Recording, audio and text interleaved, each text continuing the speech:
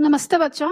आज मैं आप लोगों को विज्ञापन लेखन समझाने जा रही हूँ। यह आप लोगों के बोर्ड एग्जाम में तो आएगा ही, और विज्ञापन लेखन अगर आप समझ जाएंगे तो किसी भी तरह के एग्जाम में अगर आप लोगों को पूछा जाएगा तो उसके बारे में आपको जानकारी अच्छी तरह होना जरूरी है। तो विज्ञापन लेखन मैं आसान तरीका से अभी मैं समझाने जा रही हूँ।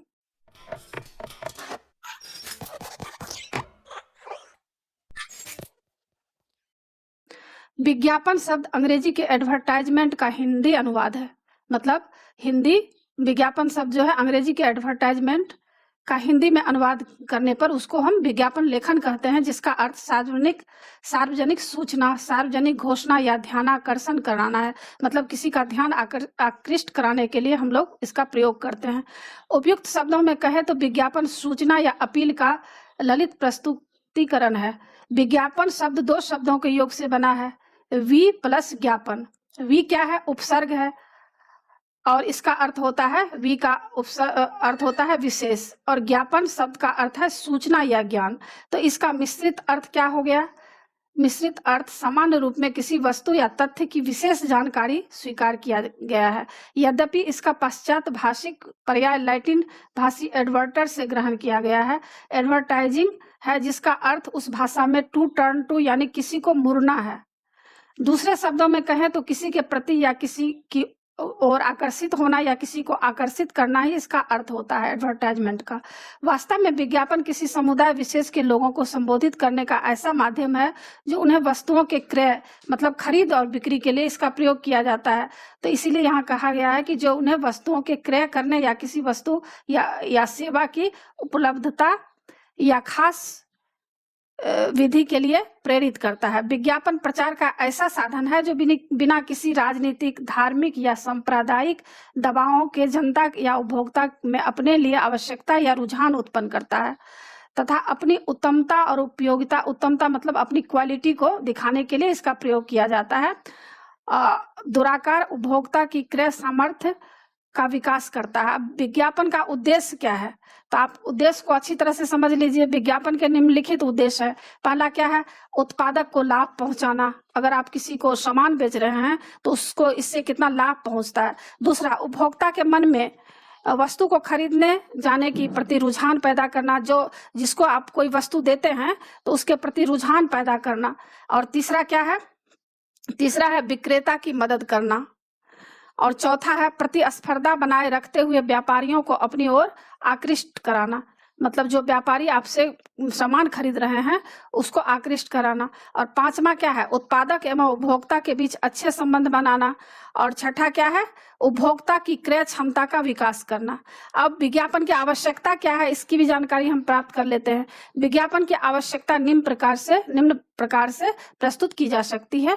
पहला, नए उत्पादों या नए विचार को प्रोन्नत करना। दूसरा, अपने उत्पादों की विशेषताओं की ओर ग्राहक को आकर्षित करना। अपने उत्पादों के संबंध में अपने मत की पुष्टि करना।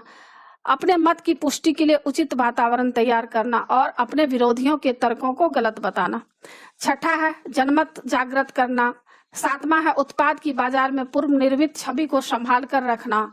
और आठवां है कड़ी स्पर्धा के कारण बाजार में लुप्त होते उत्पाद को पुनः स्थापित करना। जो सामान मान लीजिए नहीं मिल रहा है उसको आप किस तरह से अच्छी तरह संभाल कर फिर सामने लोगों को देना। और नमा क्या है? उपभोक्ताओं की आदतों को अपने उत्पाद के पक्ष में बनाए रखना। दसवां है उत्पाद के प्रति दीर्घ अवधि तक विश्वास पैदा करना है व उसे लंबे समय तक बनाए रखना। अब विज्ञापन में किन बातों पर ध्यान रखा जाना चाहिए? तो अपने उद्देश्य के अनुरूप एक अच्छे विज्ञापन में इन बातों पर ध्यान दिया जाना चाहिए कि वह उपभोक्ताओं को आकर्षित कर सके, उन्हें प्रभावित कर सके एवं उन्हें किसी भी प्रकार से अपने पक्ष में ले आए। दूसरा क्या है? दूसरा, आपको यह ध्यान रखना चाहिए कि जनमानस में अपने ब्रांडेड नेम की छाप बना सके। तीसरा है अपनी लोकप्रियता स्थापित कर सके। चौथा है लोगों के मानस पर ऐसा प्रभाव छोड़ सके जिससे लोग लंबे समय तक उत्पाद का नाम याद रख सके। पांचवा, वह सूचना प्रद हो। छठा, उपभोक्ता को यह समझाने में सफल रहे कि इसी उत्पाद को खरीदने में ही लाभ है। अब अच्छे विज्ञापनों के गुण क्या होते हैं इसके बारे में आप जान लीजिए। अच्छे विज्ञापनों के गुण होते हैं, उसमें सरलता होनी चाहिए। विज्ञापनों के सरल होने का अर्थ है कि विज्ञापन ऐसे होना चाहिए जो पढ़ने की समझ में आसानी से आ जाए। दूसरा, उसमें संक्षिप्तता रहनी चाहिए।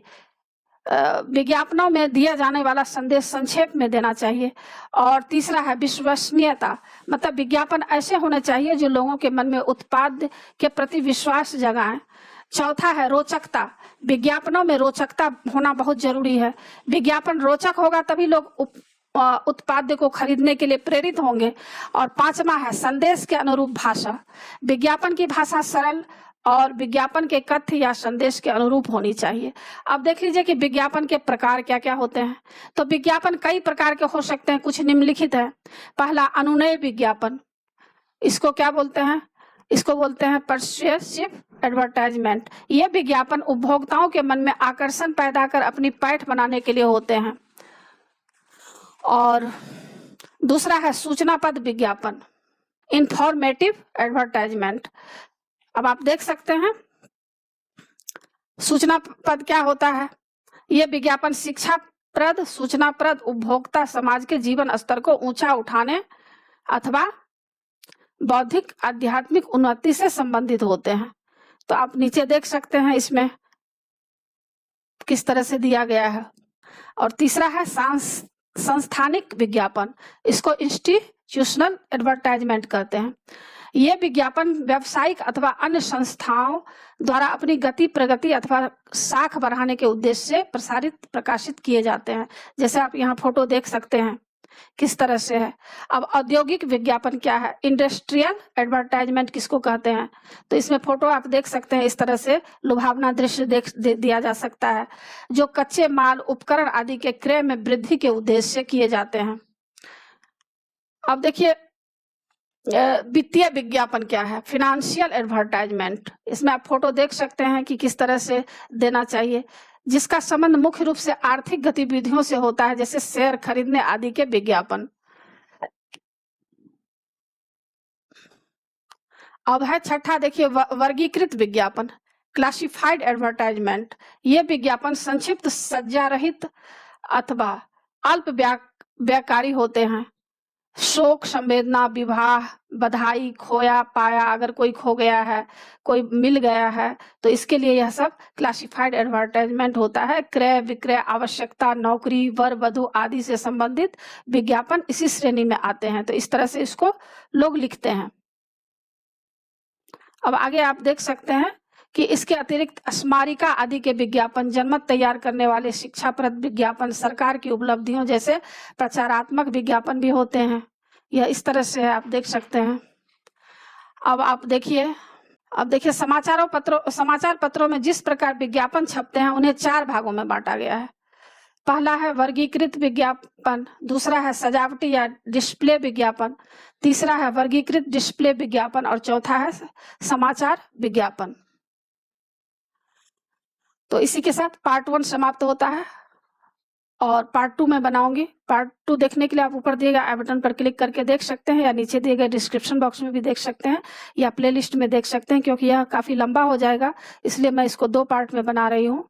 आगे नए वीडियो के साथ मैं मिलूंगी। अगर आपको अच्छा लगे तो जरूर सब्सक्राइब कीजिएगा। सब्सक्राइब के बगल में बेल आइकन बटन है, उसे जरूर क्लिक कीजिएगा, लाइक कीजिएगा और शेयर कीजिएगा। कॉमेंट्स जरूर कीजिएगा कि आपको यह कैसा लगा।